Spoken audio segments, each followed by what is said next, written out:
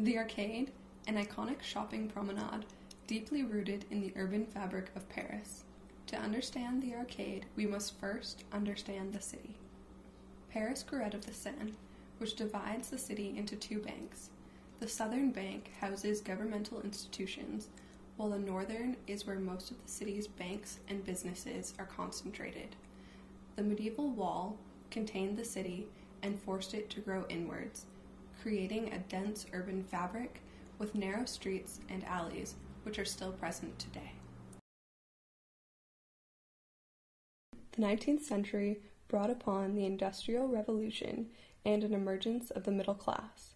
The commercial districts of Paris gained affluence, drawing entrepreneurs and developers to the area. While the attitudes of society had changed, the streets remained dirty, narrow, noisy, and unsafe.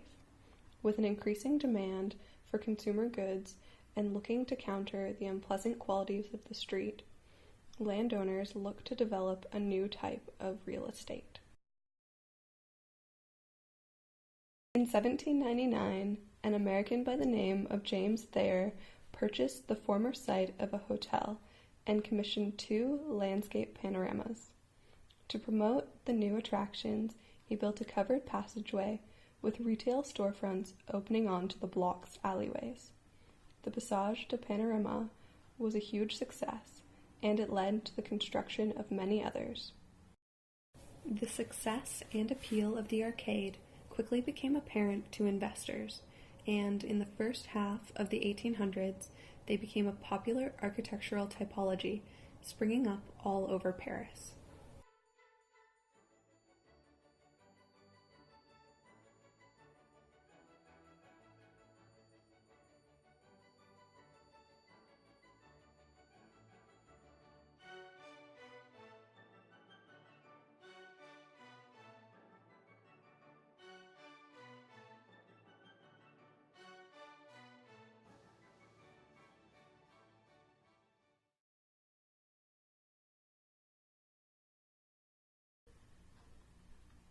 Here's a typical block of Paris.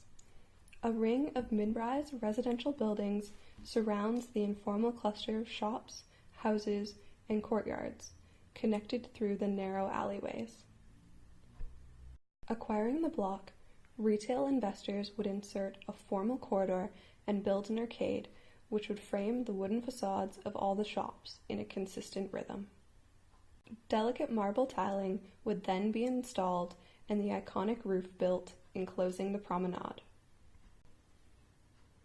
The fact that these arcades were privately owned public space created a greater investment in the quality of the environment.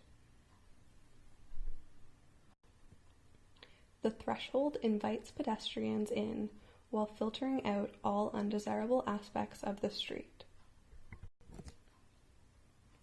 Instead of the shops plugging into a narrow sidewalk, the storefronts connect to an elegant passage.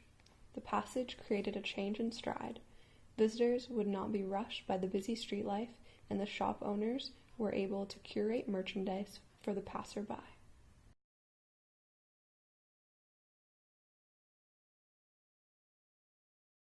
In each of the arcades, the shops are tightly packed on the ground floor to maximize the number of units and thus profits. They are all relatively uniform in size, about 15 meters, and optimized their frontage by being mostly glazed. The back of each shop was restricted by the extent of the neighboring building, so shopkeepers were forced to improvise by expanding upwards. The arcade width varies between 3 to 4 meters. It is wide enough to accommodate both the customer and the traveler, but also narrow and straight enough to suggest a clear passageway.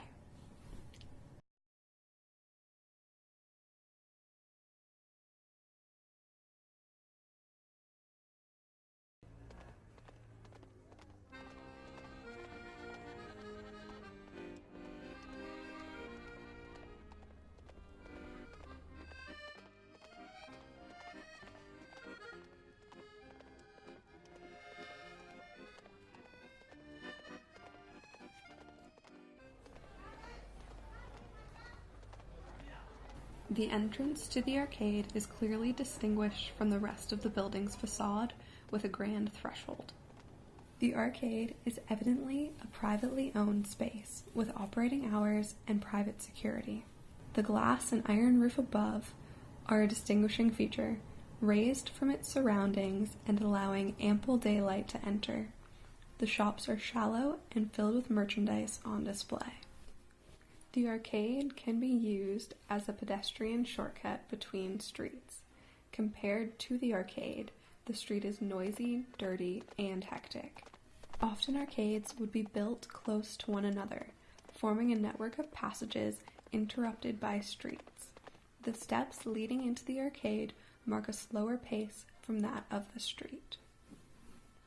This change of pace allows the visitor to appreciate the luxurious ornamentation and the grand scale of the glass ceiling. The diversity and products sold at the arcade is extensive. There's everything from a perfume shop to a cafe, as well as a store selling the latest fashions, a bakery and toy store.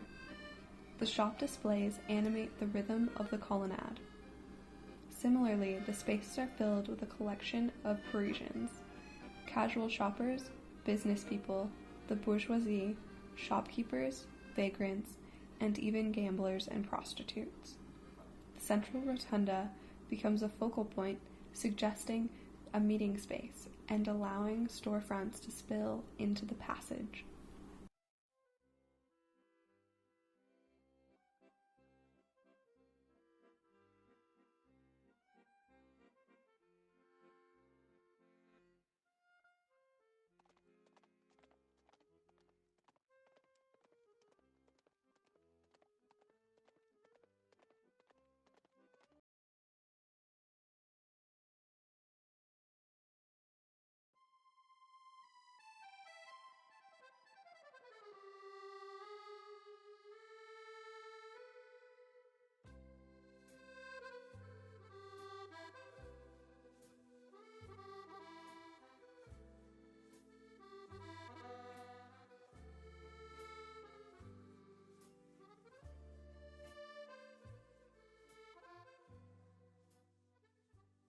The passages are a peaceful form of the crowd. It controls itself better there. It stretches out. It warms itself up by rubbing against the walls. The pace of the pedestrians no longer slows down humbly, winding around the line of cars like ivy on oak trees. They no longer wade through the mud or the elements. The passage shelters them and envelops them in an almost domestic gentleness. It is a street that gathers itself together, or an interior that constantly undoes itself.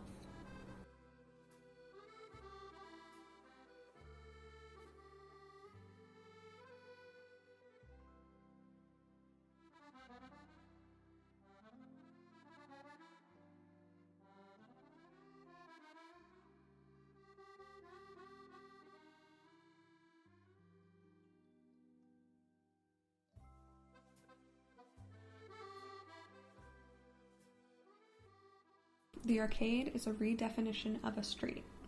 It distills the storefronts from the avenues and regenerates them into a designed space. The marble floor replaces the rough cobblestone streets. The glass roof replaces awnings. The flaneur replaces the pedestrian. The arcade gave rise to a character, the flaneur. Walter Benjamin describes him as the observer of the marketplace, as the man of leisure, the idler, the urban explorer, the connoisseur of the street. As the middle class emerged in society, the Parisian cityscape became a fascinating theatrical display. The arcade became the place for people to see and to be seen. It was architecture committed to the retail experience.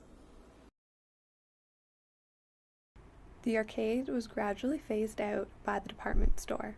However, the major blow to arcades was dealt by a large-scale intervention. Commissioned by Napoleon, Haussmann carved grand axes across Paris. Most of the arcades were destroyed during the renovations, and others closed due to the restructure of the city. Of the 140 or so covered passages that were built, only 20 remain today. The surviving arcades are still successful public spaces.